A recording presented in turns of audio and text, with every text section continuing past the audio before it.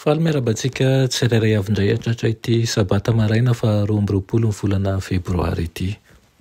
Misaotra an'Andriamanitra isika fa mbola nitantany nandritra ny enemana iny ka tratra izao andro manokana izao. Irina ihany koa ianao mba hitsahatra ka na dia manahoana aza ny zavatra rehetra niseho, oka kosa ianao hiavana sy hiaona amin'ilay Andriamanitra ao. Alohan'ny hidirantsika ny amin'ny mofinainana io dia hivavaka isika.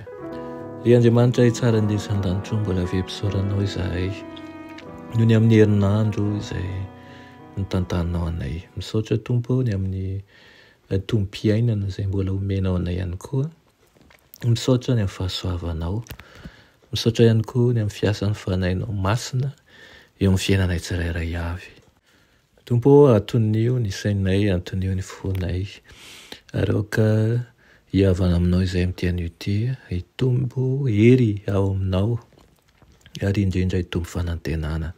Andray ny teninao izay amin'ity maraina ity, mitezanao hiasa ho nivonay tsirairay avy. Aminaran'i Jesosy, amen. Lohateny mofinainantsika androany dia manao hoe mankatoa an'ilay fahefana ambony indrindra. Nalaina amin'ny Asana Apôstôly 5:7 manao hoe fa Petera sy ny apôstôly namalaka nanao hoe Andriamanitra ny tokony ekena mihoatra noho ny olona. Amen. Ilay foto-kevitra izay nijoroan'ny mpianatra tsy tamin'ny tahotra ho setrin'ny baiko natao taminy, tsy teny intsony ny amin'ny anaran'i Jesosy ka nampiteny azy manao hoe tsara ho anareo na marina eo mason'Andriamanitra na tsy ny anaiky anareo mihoatra noho ny Andriamanitra hozy izy. Dia mbola io ihany no nitoloman'ireo ny andany tamin'ny filazantsara ho tazomina nandritra ny fanavaozana ara-pivavahana. Tamin'ny taona 1529 rehefa nivony tany Diet tany Spira ireo andriada Alemaina, nanatrika ny filan-kevitry ny fanjakana foibe dia niseho tao ny didy izay navoakan'ny empereur mametra ny fahafahana ara-pivavahana ary misakana ihany koa izay rehetra mety ho fanaparitahana ny fotom-pinoana izay anohavaozina. Hotapenana izay tsy ahatratra ny olona maro be mbola ao amin'ny aisina ve ny fahazavan'ny filazantsara. Zava-dehibe indrindra no vokatra izao ho an'izao tontolo izao.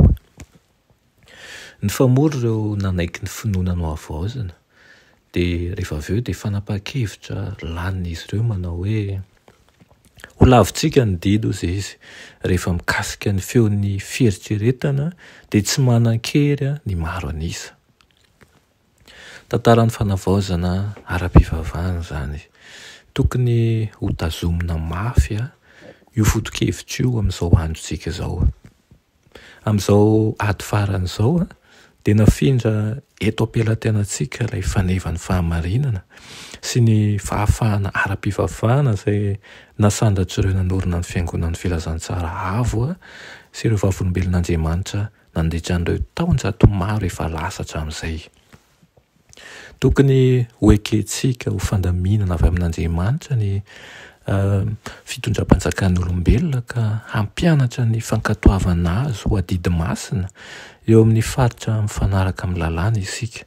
Rehefa manohitra ny fitakian'Andriamanitra kosa ny fitakiana dia Andriamanitra ny tsy maintsy ekena mihoatra noho ny olona. Tsy azo ilana ny izao no lazain'i Jehova ho solony hoe izao no lazain'ny fiangonana na ihany koa hoe izao no lazain'ny fanjakana. Tokony ho heverina tsara ny tenintsika sao mametra atsika ihany koa amin'ny toerana izay lazana fa toa manohatra ny lalàna sy ny filaminana ny teny izay ataontsika. Tokony handroso amin'ny anaran'i Kristy isika ka hiaro ireo fahamarinana izay nakenina tamintsika. Raha ny olona hanao an'io asa io za sy anao dia amin'izay isika dia afaka hiteny tahaka ny apôstôly manao hoe fa izahay tsy maintsy milaza izay zavatra efa hitanay sy renay. Amen. Andriamanitra hitsara indrizan-danitro mbola misaotra anao izay ny amin'izany teninao izany. Ampitoera ao anatinay ny fahavononana ny torony filazantsaranao, fahavononana hijoro mandrakariva ihany koa ny fahamarinanao, ka hoenao no atahoranay mihoatra noho ny fanjakana, mihoatra noho ny fiarahamonina satria ianao no nanavitra anay. Meo anay ny fahaiza-manao rehetra ary ampianaro izahay ahiheny ny fanainao masina sy handeha araka izany. Amin'ny anaran'i Jesosy, amen.